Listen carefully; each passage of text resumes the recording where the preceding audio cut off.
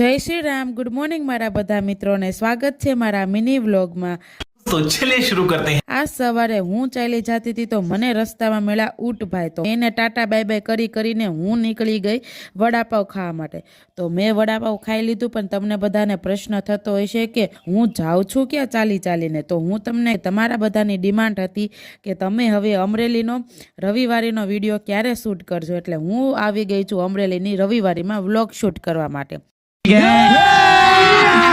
अभी मजा आएगा ना भिड़ो।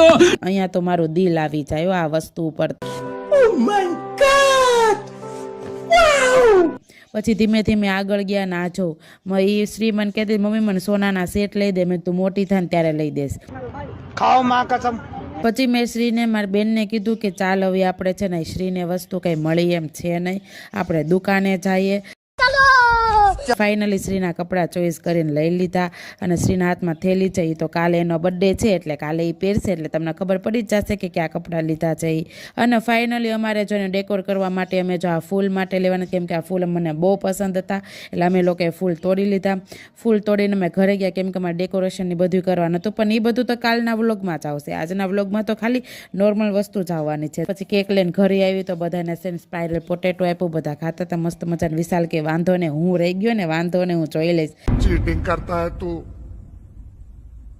चीटिंग करता है तू।